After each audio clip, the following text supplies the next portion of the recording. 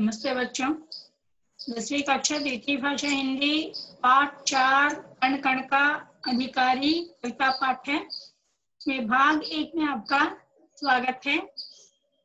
कण कण का अधिकारी कविता के कवि श्री रामधारी सिंह दिनकर जी हैं। तो यहाँ इस चित्र में आप देख सकते हैं हर एक व्यक्ति काम कर रहे हैं। तो इन लोगों का काम, हर एक व्यक्ति का अलग अलग काम होता है। तो यहाँ इन लोग घर बनाने का जो मशीनरीज होता है उसे ढोकर ले जा रहे हैं और काम कर रहे हैं। कंस्ट्रक्शन इसमें है। और यहाँ इन लोग भी मिट्टी या सैंड, बालू, सीमेंट ये सब उन तक पहुंचा रहे हैं। और यहाँ देखिए वे इस चित्र में भी वे उसे ले जा रहे हैं। यहाँ वे खोदने के लिए, खोदने का जो औजार होता है फॉर डिगिंग, ये सब खोद ले जा रहे हैं। तो ऐसे जो भी व्यक्ति काम करने योग्य हैं, जो काम कर रहे हैं, इन सबको लेबर हम जैसे बोलते हैं, मजदूर, हिंदी में उसे मजदूर बोलते हैं। तो ऐसे मजदूर लोग ही हर एक कण का अधिकारी होता है। तो यही इस पाठ के द्वारा कवि हमें समझाना चाहते हैं। पहले उद्देश्य क्या है हम देखते हैं। उद्देश्य में सामाजिक काव्य सृजन की प्रेरणा के साथ साथ छात्रों में समाज कल्याण व उदारता की भावना का विकास करना और उन्हें श्रम का महत्व बताकर उसके पथ पर आगे बढ़ने की प्रेरणा देना इस पाठ का उद्देश्य है। श्रम मतलब हार्डवर्क, हार्डवर्क के बारे में बताना और इसी पथ पर हार्डवर्क से जो सफलता मिलती है उसे बताकर उन्हें उसी पथ पर आगे बढ़ने की प्रेरणा देना ही इस पाठ का मुख्य उद्देश्य है। सीधा विशेष में देखेंगे, हर कविता की अपनी अपनी विशेषता होती है। इसकी विशेषता ओजपूर्ण व प्रेरणाप्रद भाषा है। इसके कवि डॉक्टर रामधारी सिंह दिनकर हैं। इनकी प्रसिद्ध रचना कुरुक्षेत्र से यह कविता ली गई है। कुरुक्षेत्र क्या है? महाभारत में एक अंश है। यहाँ कुरुक्षेत्र में युद्ध हुआ है, महाभारत का युद्ध हुआ है। तो युद्ध की जो घड़ियां हैं, जो घटनाएं हैं, उसमें से एक छोटा सा अंश जो लेकर समझाया जा रहा है वही यह कण कण का अधिकारी कविता है। तो अभी हम कवि परिचय और विषय प्रवेश देखते हैं। विषय प्रवेश में बताया गया है कि मेहनत ही सफलता की कुंजी है। हार्डवर्क इज सक्सेस टू की टू सक्सेस। मेहनत करने वाला व्यक्ति कभी नहीं हारता। मेहनत करने वाला व्यक्ति कभी नहीं हारता। Never. Those who work hard, they never get fail. It means they don't see the failure. वह हमेशा सफल होता है क्योंकि काल्पनिक जगत को साकार रूप देने वाला वही है। He or she always get a success because they are from the dream to make it a success. It means whatever they dream, that dream they will fulfill. इसके कण कण के पीछे उसी का श्रम है, इसीलिए वही कण कण का अधिकारी है। All the hard workers are the correct persons to get the respect from all the persons. It means if you work hard, then you will be respected. If you don't work hard, you never get a respect from others. अब इसी का कवि परिचय। कवि परिचय में बताया गया है कि रामधारी सिंह दिनकर हिंदी के प्रसिद्ध कवियों में से एक हैं। उनका जन्म 1908 में हुआ। 8 में बिहार के मुंगेर जिले के सिमरिया गांव में हुआ तथा निधन सन 1974 में मद्रास में हुआ। तो इनका जन्म बिहार के मुंगेर जिला के सिमरिया और मृत्यु मद्रास में हुआ। इन्हें हिंदी का राष्ट्र कवि भी कहा जाता है, हिंदी का राष्ट्र कवि माना जाता है। वर्ष 1972 में उर्वशी कृति के लिए ज्ञानपीठ पुरस्कार से सम्मानित किया गया है। वो बरसते बादल में चिदम्बरा काव्य के लिए सुमित्रानंदन पंत जी को ज्ञानपीठ पुरस्कार मिला और इन्हें उर्वशी कृति के लिए ज्ञानपीठ पुरस्कार दिया गया है। रेणुका, कुरुक्षेत्र, रश्मि रथी, परशुराम की प्रतीक्षा, रसवंती आदि इनकी प्रमुख रचनाएं हैं। रेणुका, कुरुक्षेत्र, रश्मि रथी, परशुराम की प्रतीक्षा, रसवंती आदि इनकी प्रमुख रचनाएं हैं। 1908 में जन्म लिए और 1974 में मृत्यु हो गई और 1972 में उर्वशी के लिए ज्ञानपीठ पुरस्कार मिला। अभी हम कविता को देखते हैं। इस कविता में जो 4 अनुच्छेद हैं, 4 अनुच्छेदों में से 2 अनुच्छेद को अभी आप यहाँ पर हम लिए हैं।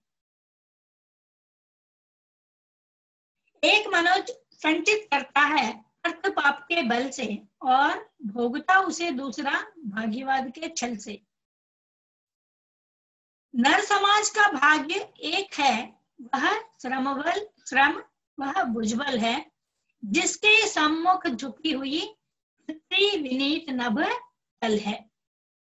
तो यहाँ इसे हम एक गीत के रूप में सुनाते हैं।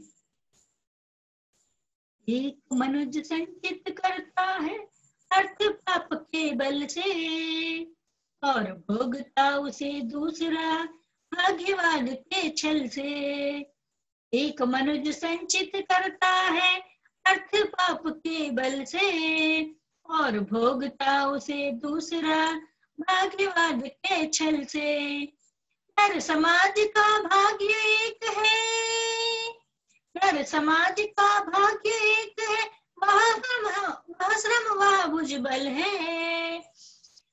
नर समाज का भाग्य एक है, वह श्रम वह भुजबल है, जिसके सम्मुख झुकी हुई पृथ्वी विनीत नभ तल है। जिसके सम्मुख झुकी हुई पृथ्वी विनीत नभ तल है, पृथ्वी विनीत नभ तल है।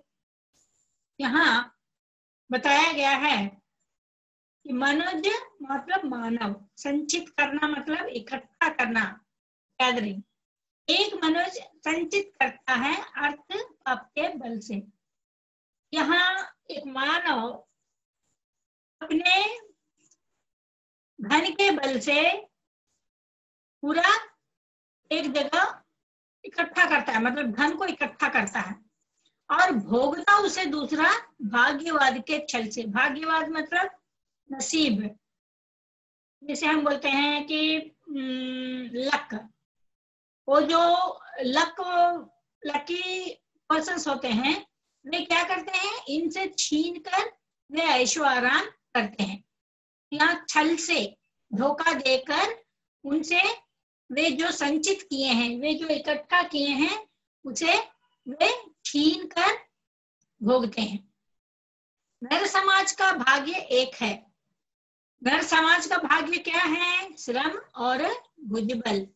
अगर तुम श्रम करोगे, मतलब वर्क हार्ड, अगर तुम श्रम करोगे, अपने भुजबल पर विश्वास करोगे, तो इसके सम्मुख झुकी हुई पृथ्वी विनीत नभ तल, वैसे श्रमिक के सामने पृथ्वी झुक जाती है और नभ तल भी, नभ आकाश, तल मतलब पाताल, पाताल आकाश पृथ्वी सभी कुछ, मतलब प्रकृति में जितने कुछ भी हैं वे सब श्रमिक के सामने झुक जाते हैं। कैसे?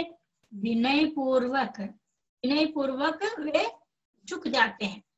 जो व्यक्ति काम करता है तो उस व्यक्ति को तो हम आदर के साथ बुलाते हैं। तो यहाँ यही होता है कि श्रमिक हर वक्त काम करते रहता है। ऐसा श्रमिक हर एक के सामने आदर के साथ खड़ा होता है। यही इस कविता के द्वारा कवि हमें समझाना चाहते हैं। और एक बार कविता को गीत के रूप में, एक मनुष्य संचित करता है अर्थ पाप के बल से, और भोगता उसे दूसरा भाग्यवाद के छल से।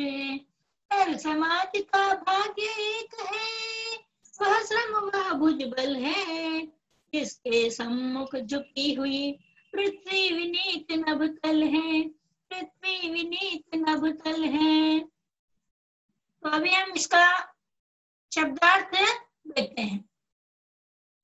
शब्दार्थ में मनुष्य का मतलब मनुष्य, यहाँ पर नर का मतलब भी मनुष्य है। मनुष्य नर का अर्थ एक ही है, मनुष्य।